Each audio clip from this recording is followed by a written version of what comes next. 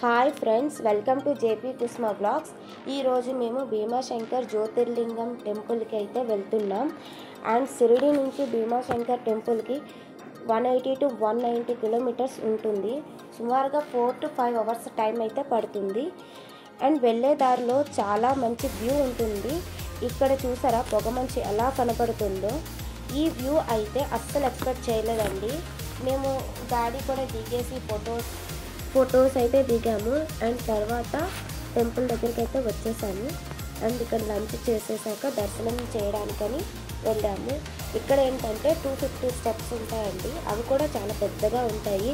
మనతో పాటు పెద్దవాళ్ళు ఎవరైనా వచ్చినట్లయితే వాళ్ళకి స్కూటీలో కానీ పల్లెకలో కానీ వాళ్ళు తీసుకెళ్ళి దర్శనం చేయిస్తారు.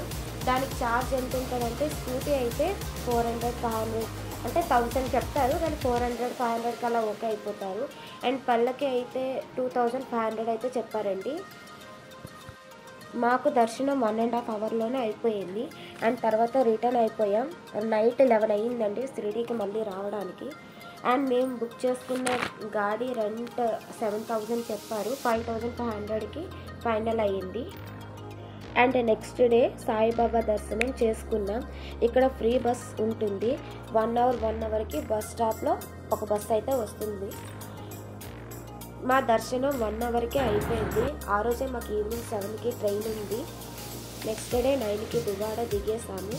అండ్ ఫైనల్గా మా ట్రిప్ అయితే కంప్లీట్ అయిపోయింది. ఈ వీడియో మీకు నచ్చినట్లయితే please like and subscribe to my channel.